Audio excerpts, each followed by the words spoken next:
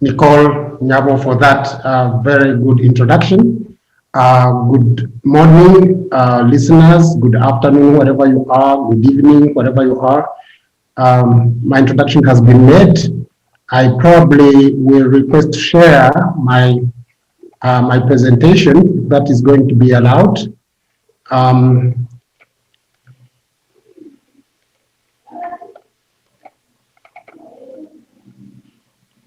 Oh, have I been disconnected? Hello, you can hear me? Right. Is it possible for me to share? Fine, okay.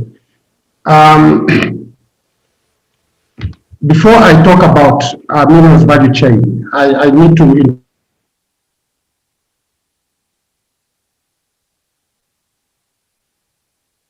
introduce my presentation.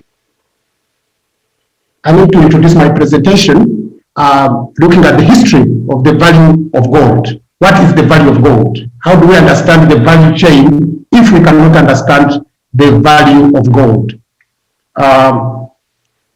The value of gold stems far back in history, and we know that gold-backed national currencies have been in place for a number of centuries, including the Byzantine Empire, which happened in the 4th to 15th century.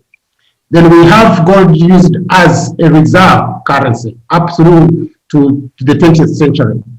And the United States has, until recently, used the gold as a backup for the dollar until 1971, when President Nixon abandoned it. Now, the gold as a currency has been working in the world.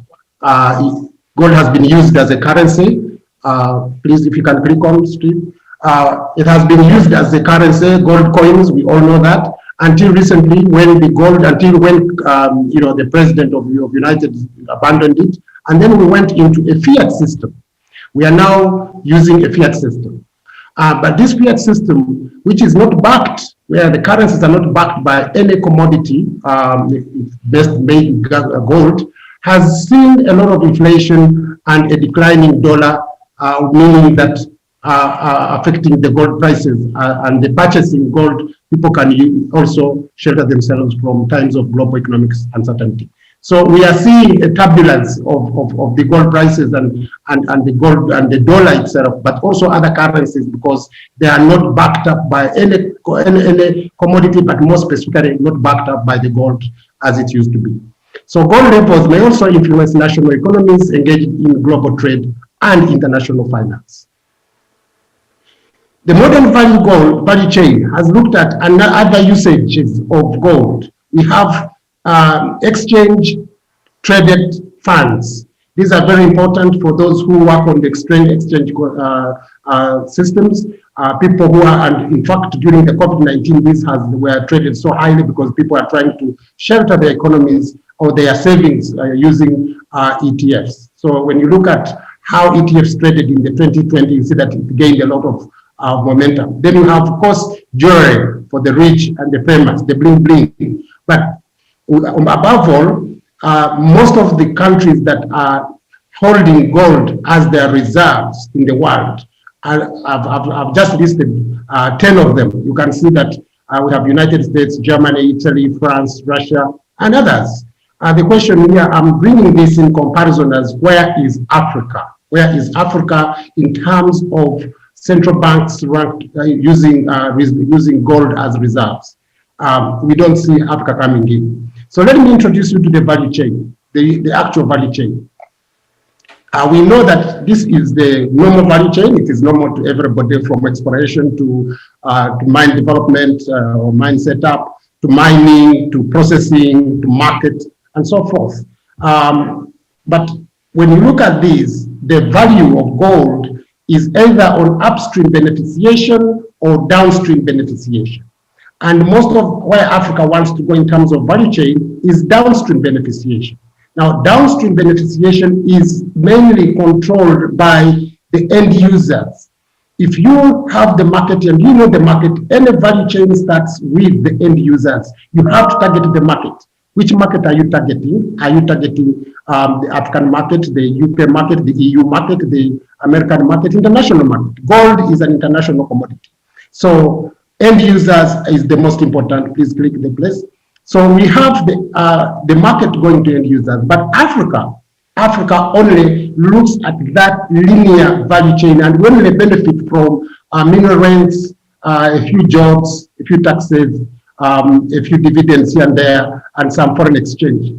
That's what is happening. But if we are to look at adding value in terms of upstream beneficiation, where we have first, second, and third suppliers of local goods, please click, of local products, we'll see that we can create jobs. We can create more jobs. We are having the local content between the mining companies and the suppliers of these goods and services, who are may be nationals, maybe regional suppliers, but this is a very important sector for Africa in terms of value chain. Now, when you go down to beneficiation, downstream beneficiation, you have smelters, you have refiners, you have processors, you have manufacturers. Now, you need to look at whom are you going to have to be your market and the end users. But above all these, you need side stream linkages, you need infrastructure, you need research and development and skills, and you need financial services, you need communication. All these are side linkages. Now, once you have all these in your country, in your region as Africa, if you have the local content, we have downstream and upstream beneficiation, you will see how much dividends can come through. If you tap up, you'll see what more you can earn from these. So you'll see that if you have upstream beneficiation, you have more industry operations, you have local content, you have technology transfer, and industrial growth and private sector development. If you go down to downstream beneficiation, you add more skilled jobs, you have more better taxes, you have technological growth and innovation and so forth and so forth. So this is the value chain as it stands. It acts for all minerals, but when you look at gold, then you understand where as Africa we need to go. So if you go next slide, I'm going to introduce what are the standards and regulations. And this is very important because you need to understand the value chain of gold even when you are going into manufacturing and processing, because who controls the standards and regulation? The gold, we have the London Bullion and Marketing Association, we have DMCC in Dubai, we have responsible sourcing, we have fair trade and fair mind. We are now even looking at ecological gold, where artisanal and small-scale miners can be paid a premium price. But we also have others like Responsible Minerals Initiative. But on top of that and above it, we have some regulations, whether they are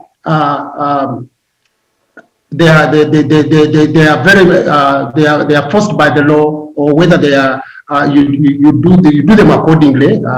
But they are there. We have the OECD due diligence. It's a guidance for responsible supply chains.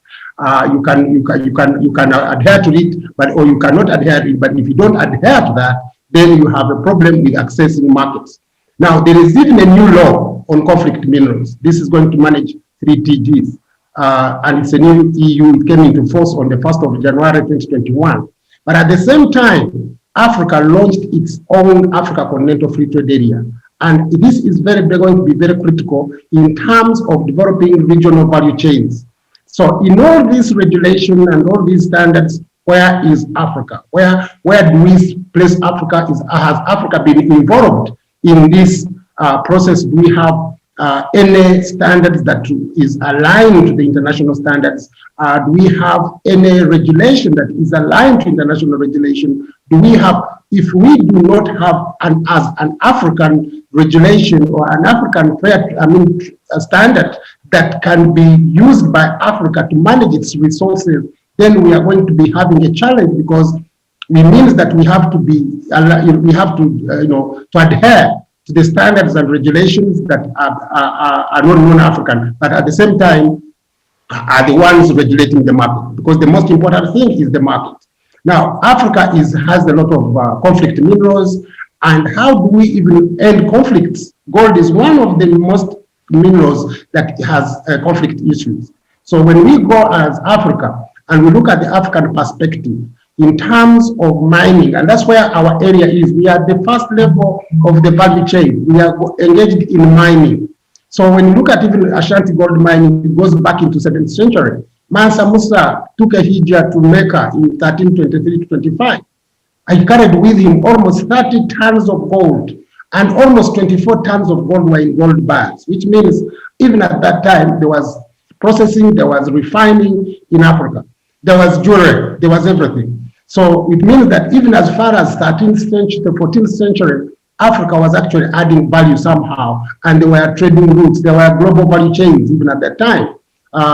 Now we even have more facilitated transportation, more facilitated infrastructure, but still Africa is not benefiting from the global value chain because none of the processes that are mentioned in the global value chain, the value chain of gold, is in Africa. Because we have to manage our regulations, we have to look at standards, we have to align to these standards. And we have some smelters in Africa.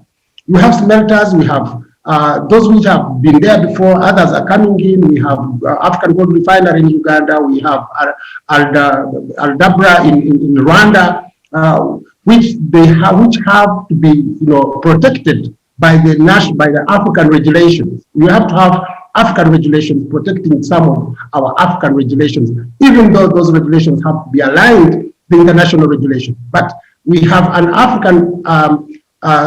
African Standards Organization, ASO. So where do we bring in ASO?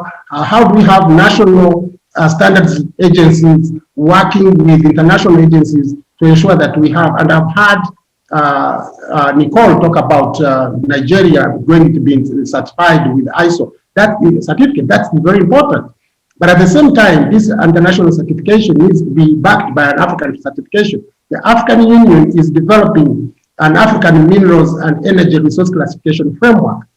And we're going to be having a Pan-African Reporting Code. And this needs to be backed up by national, regional, and continental regulations and standards that are aligned to the international standards, that then Africa can actually start thinking that they can own the gold value chain. So since most of the gold is mined and done by artisanal small-scale miners, this is very important, that if we do not manage our resources properly by getting proper policies at the national level, harmonized at sub-regional level and the continental level, proper laws that are national and are looking into gold, into value addition, that are harmonized at sub-regional and continental level, and that we have regulations that are in line with value addition. Since the market is determined by the international standards, we need to have the regulations that work. And we can have this because we have these regulations in other sectors. We have regulation in drugs, and medicine, and all these things, and other commodities. We have regulations in Africa that work with international regulations. That look at money laundering and all these things. So we can still have an African regulation that is working with the international regulation. We can have an African Precious Minerals and Metals Association that works with LBMA or DMCC. We can have an African Gold Council that works with the World Gold Council and others. Other countries, India, China, Australia, Switzerland, they all have National Association of Jewelries, National Association of this and that. But if we do not have this in Africa, then we're going to have a problem of ending even conflict minerals, because conflict minerals are only in Africa.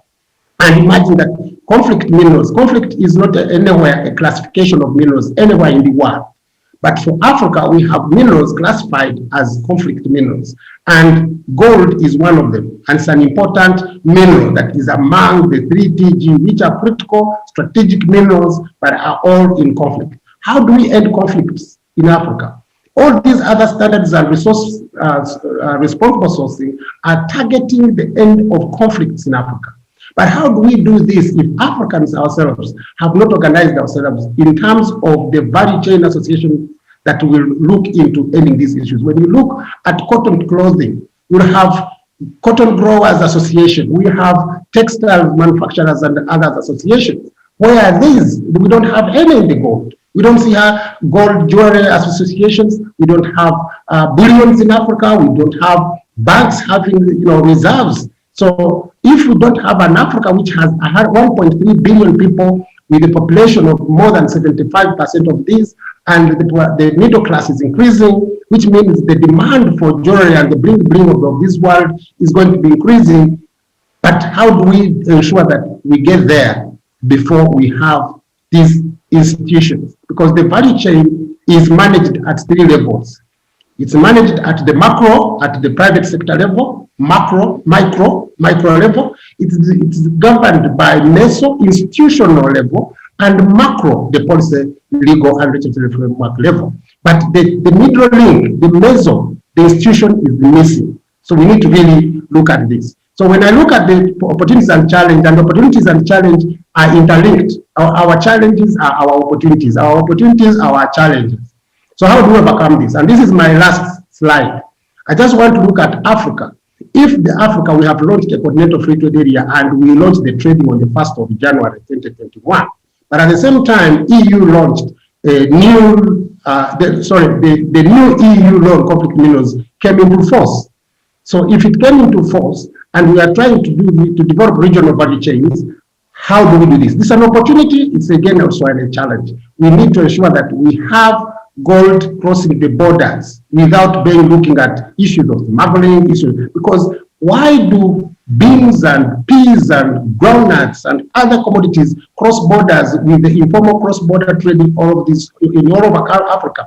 Freely, but the minerals have an issue. Minerals are more sovereign than cross-border trading, and yet we have regional trading blocks. COMESA has a simplified trade regime.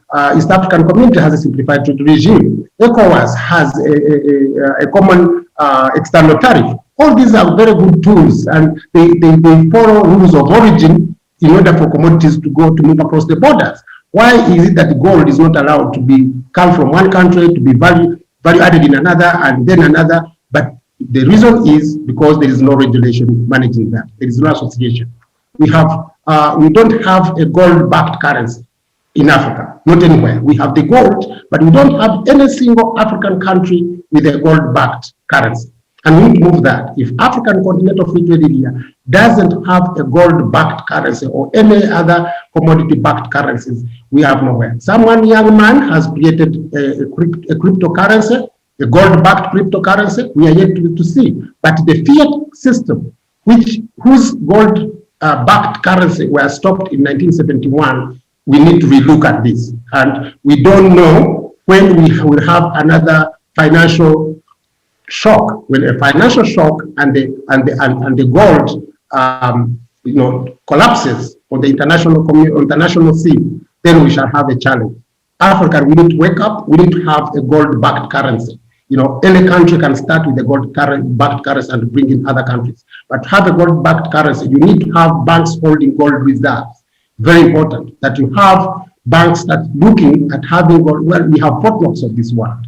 We have China everywhere. You have seen those countries with gold reserves. Where is Africa?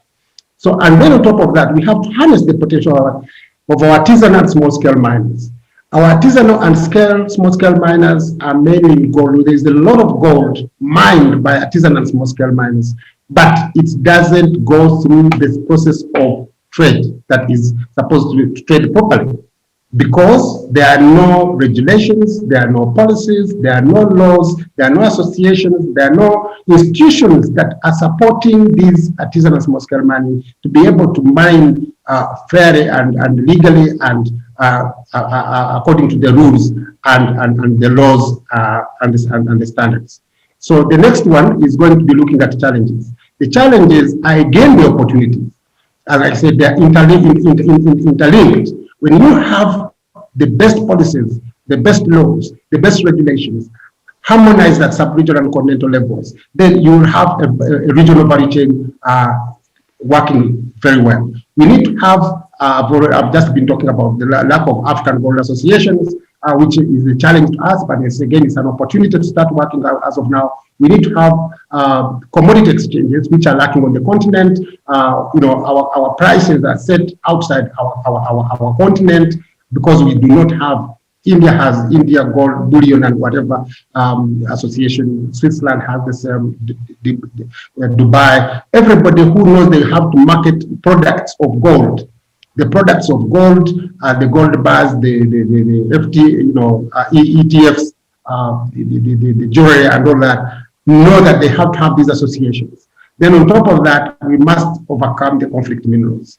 Otherwise, if we don't look at all these issues interrelated, but we also will look at it from the prism of the international laws, international regulation, international governing associations, where do we go? So we need to have more refineries on the continent, but we need to have associations and regulations that govern these refineries on the continent. We were in Burkina Faso some time back, and we found that the Burkina Faso law didn't actually have a regulation for refinery being set in that country. And it's not the only one. A lot of countries do have the same, don't have regulation for processing, for refining these minerals, because the whole thing was about mining. But mining is only the first part of the value chain. You need to go, as I said, on the value chain, you have exploration, you have the mine setup, you have mining. That's mining. It's just an extraction. Then you have processing, you have marketing, and so forth. So we need to look beyond mining. We go to mineral resource development and do it properly. The Africa Mining Vision, and this is where I'm going to conclude, the Africa Mining Vision outlines all these elements. It has 9 principles to follow. We have developed the Africa Governance Framework. We have African Minerals, Geological and Mineral Information System Strategy. We have an African Minerals Private Sector Compact. We have now an African Association of Chamber of Mines and other mining associations. All these need to work together to ensure that we overcome the issues that are stopping us from having a proper regional gold value chain in Africa. And if we do that, then the sky is the limit. I want to thank you and end there. Thank you very much. Thank you so much, Frank. Thank you very much. That was an excellent presentation. I think I'm so glad that that has now set the scene and created a context for the rest of the week, where we really are going a lot deeper into all aspects of the gold value chain. And I think your presentation really allowed even the layperson who's perhaps not familiar with what the gold value chain perhaps means. I think you've given a very good foundation. We've had some questions come in from our audience, Frank. I want to ask possibly about 5 questions if we can.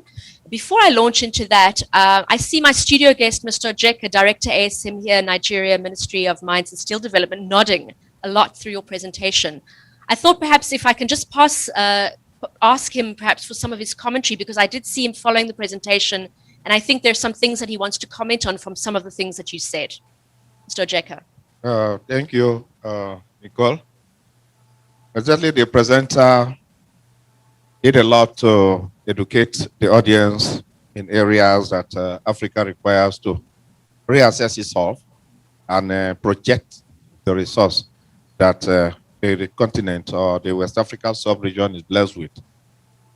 Succinctly speaking, control of the quality of gold is beyond Africa, but Africa is seen as a source of the raw material.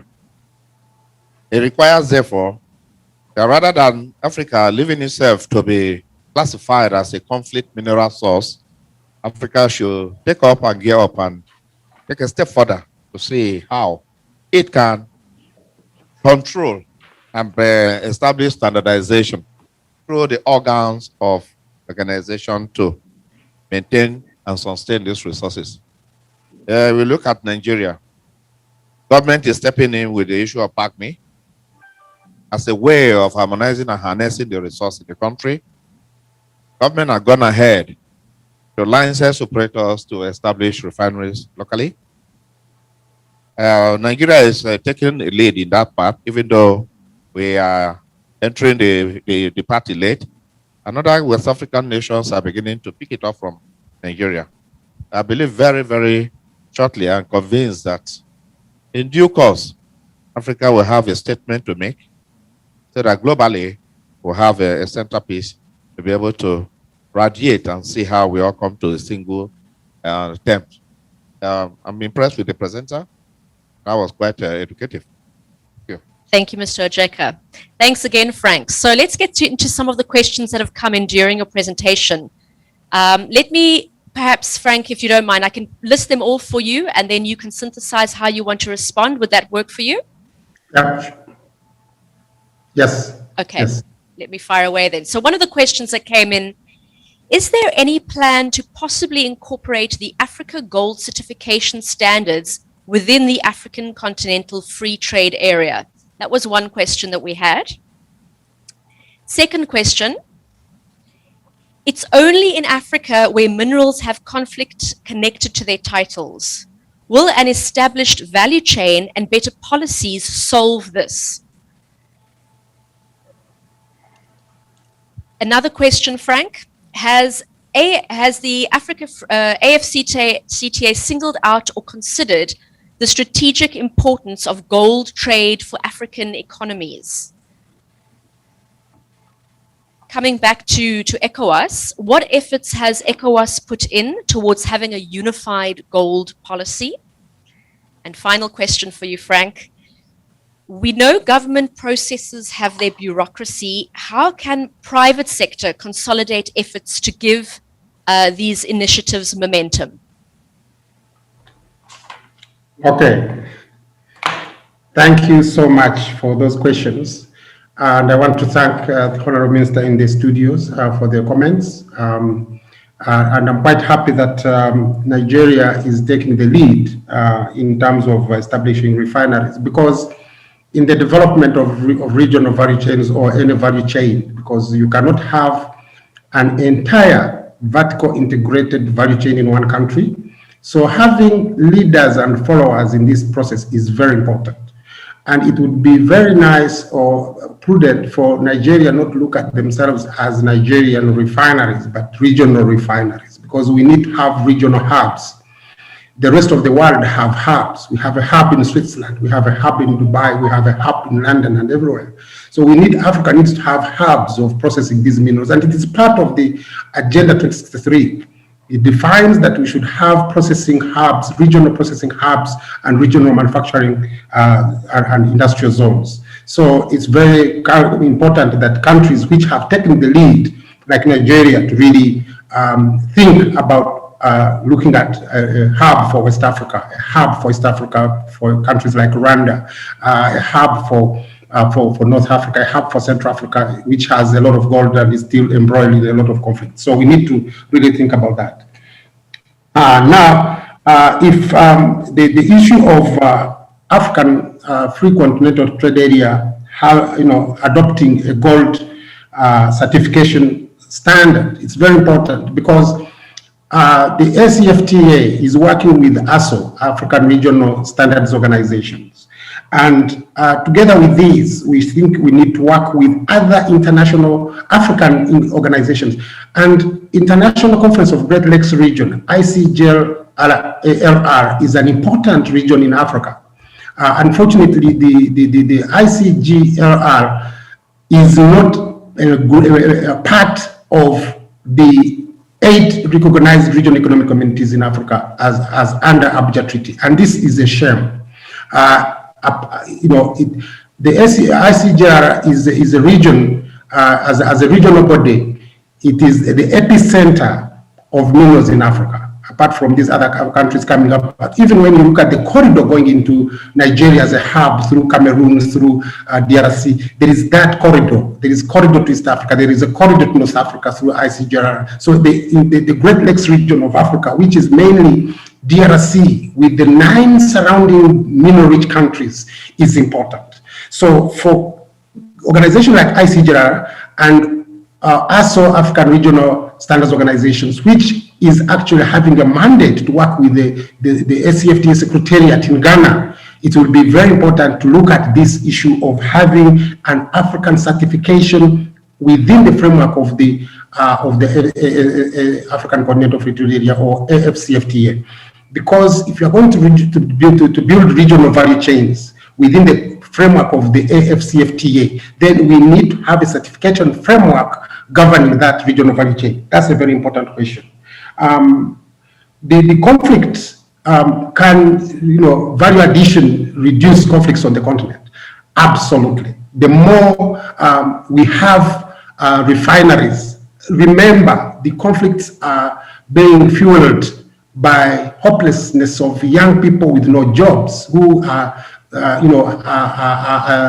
eluded and pushed by whoever comes on board to say, okay, if we do that, we will be able to overcome your problems. In 2007, I did a study in DRC on trading for peace, and I interviewed a number of young people who were already now acquiring some. There was relative peace at the time, and young people were involved in border riding or motorcycling and doing other businesses, and they were happy. And when you ask them whether they could go to fight and look for gold in artisanal, they said, I don't have to because I have a child, I have a wife, so I don't have to. So if we have processing on the continent that is targeting to buy directly from these artisanal small-scale miners, so that the artisanal scale miners are integrated into the regional and global value chains, then we reduce the conflict along the way. That's the only very important. And as the person who said this question said correctly, conflict minerals, which is not a standard classification of minerals, is only on African continents. If Brazil didn't want to accept it, so there are conflicts everywhere, but only conflict minerals are from Africa and from that Great Lakes region, mainly DRC and the 9 surrounding countries. Now, in terms of ACFTA putting a strategic importance of gold, this is very, very, very, very important. The Article 3 of the African Continental Free Trade Area Agreement compels the African Continental Free Trade Area Secretariat to work with the private sector and develop regional value chains. So we need to look at critical minerals. It's not only gold that is a critical mineral, it's one of the critical minerals, but there are all other critical minerals, critical and strategic. Critical means looking at how they are sourced, whether they are easy to access.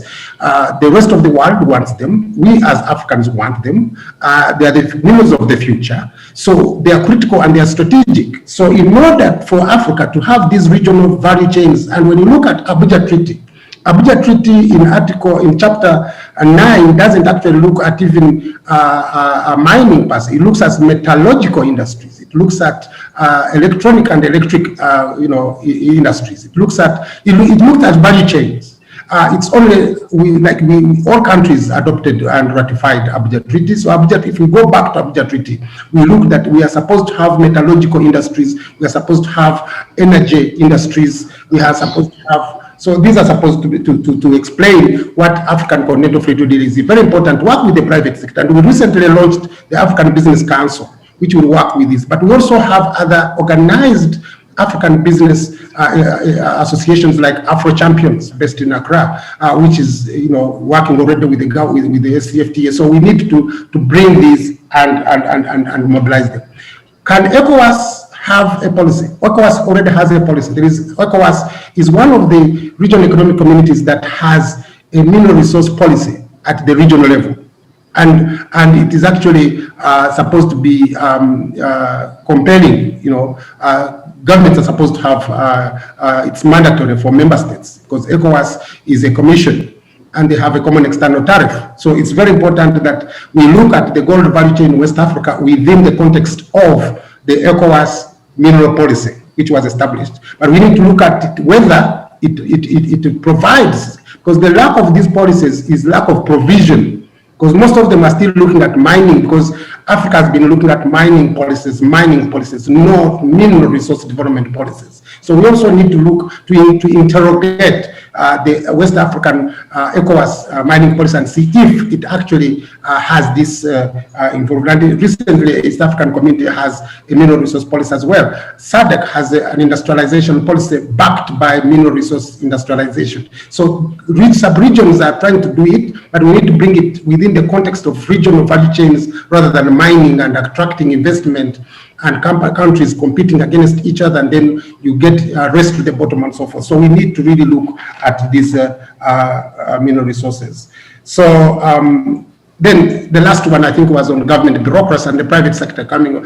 I think bureaucracies are everywhere in the world. If you ask me, there is no way we will not have bureaucracy. I don't want to use the example of what we have just seen in the US, but bureaucracy is everywhere. But does the private sector survive? And the private sector has its own principles. It works on its own principles. So the private sector in Africa needs to detach itself from the central bureaucracies, because central bureaucracies can be actually overruled by businessmen and women.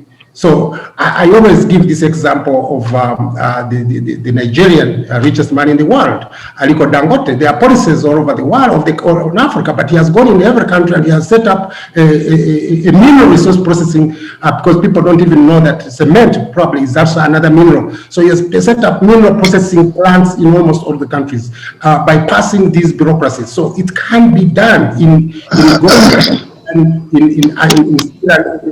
in steel, it can be done in other refineries, in other industries, and then create the regional value chains. Because when you look at the example of Dangote industries in Zambia, in Tanzania, in Ethiopia, these could be regional value chains. So we need to look at this in other minerals of Africa, including gold, very importantly. I think Nicole, that was probably the last question. I don't know if I answered it properly. Thank you. Yes, you have. Thank you so much, Frank. So that was Frank Mugyenyi, founder and board chairman of Minerals Africa Development Institution and coordinator of African Continental Free Trade Area Institutional Support Project of the African Union. Thank you so much, Frank, for your presentation, your time in answering those questions that came in. Thank you so much.